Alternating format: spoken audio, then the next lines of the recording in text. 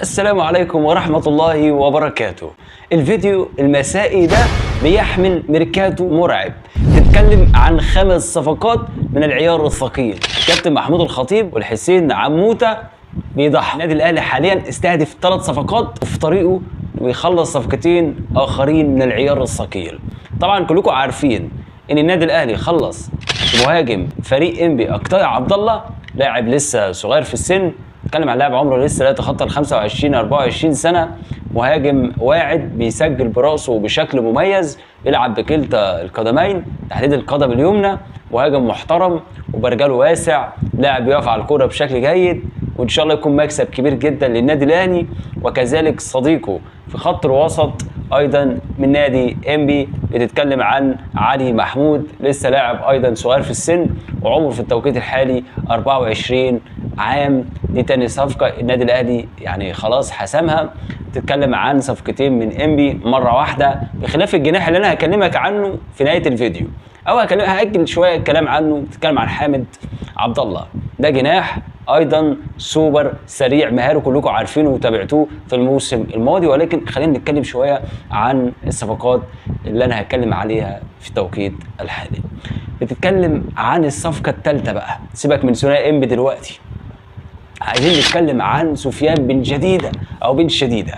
اللاعب ده عايز له فيديو لوحده، نتكلم عن مهاراته، امكانياته، وازاي كان عنده مشكله، ازاي اترحل من بلجيكا، ازاي اترحل من الدوري البلجيكي بعد ما ضرب صديقه اللي هو من نفس دولته المغرب، علشان ما كانش عاجبه تقريبا التغيير. ما اعرفش كان ايه اللي حصل له في اليوم ده، فترحل من بلجيكا كلها.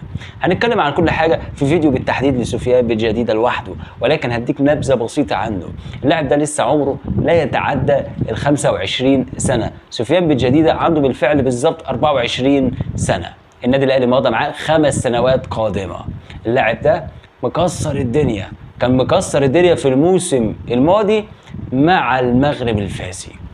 لك تتخيل انه في 30 مباراه قدر يسجل 20 هدف. انت متخيل معايا في 30 مباراه قدر يسجل 20 هدف؟ مش اي اهداف، لاعب يتحرك بكل معلمه واحترافيه، بيعرف يغفل المدافعين، بيعرف يستلم، يعني مثلا لما يكون مزنوق يعرف يتصرف. على سبيل المثال على طريقه عماد متعب، لما يكون مثلا مطالب انه يرجع خطوتين للخلف والمدافعين مثلا سردباكين لازقين فيه كده خط واحد، يروح بكل معلمه واحترافيه زي ما انتم شايفين، بيرجع خطوتين لورا ويخطف على مره واحده، او يستلم ويخطف على مره واحده. لاعب ذكي عامل زي عماد متعب كده لما كان بيخطف، بخلاف طبعا انه بيسجل جيد في التسديد، جيد في التسديد وبيسجل براسه، بيسجل اهداف عالميه خرافيه. هكلمك عنه باستفاضه بالمناسبه، مش هقول لك النادي لا يتعاقد كده مع سفيان بن جديده واسيب الكوس مفتوحه واسيبك كده ما تعرفش عنه حاجه. لا، انت تعمل اشتراك حالا علشان هننزل فيديو قادم هنتكلم فيه عن سفيان بن جديده فقط.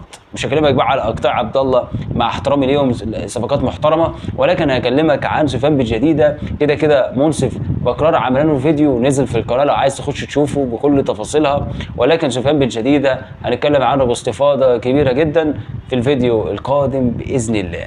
ولكن عايز اقول لك ان اللاعب ده هيكون واعد ومميز بشكل كبير جدا، ومكسب كبير جدا للنادي الاهلي، خصوصا بعد شبه خلاص اخبار اكدت والتحديد قناه اون سبورت ان نيجي جراديشار هيرحل. وبالتالي النادي الاهلي علشان كده لو تلاحظ تعاقد مع 3 مهاجمين، بيتعاقد حاليا مع 3 مهاجمين، خلص في 2 والثالث في الطريق، اللي هو طبعا بعد سفيان بن جديده منصف بكرار، وبالتالي الجزائري بالمناسبه، واحد مغربي وواحد جزائري.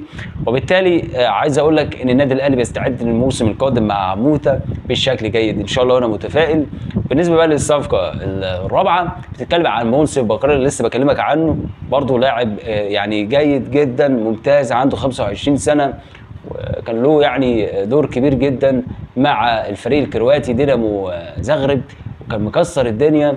لاعب بيتحرك بكل معلمه ويمتلك قدم يمنى مرعبه في التسديد، وبيلعب براسه وبيعرف وبيكسب دايما ما يكون 1 على 1 او 2 على 1، بيقدر يكلفت الدنيا ويسجل هدف بكل معلمه وذكاء. لاعب سريع مهاره، بيلعب بعقله اكتر ما بيلعب بقدمه، عامل زي اشرف بن شرقي كده لما كان في عزه سواء مع الوداد او نادي الزمالك.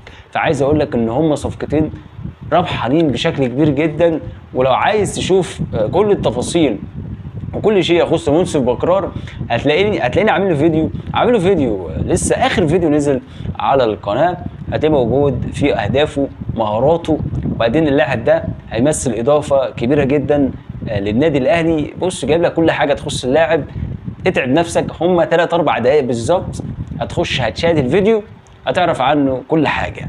بخلاف طبعا انا زي ما قلت لك هعمل لك بقى عن سفيان بن جديدة بشكل مفصل في الفيديو القادم. بالنسبه بقى للصفقه الخامسه بتتكلم عن جناح انبي، ايضا تتكلم عن جناح انبي، ودي تعتبر الصفقه الثالثه بعد خط الوسط علي محمود وعبد الله او قطاع عبد الله. تتكلم عن جناح الايسر بقى بعد رحيل تريزيجيه، تتكلم عن حامد عبد الله.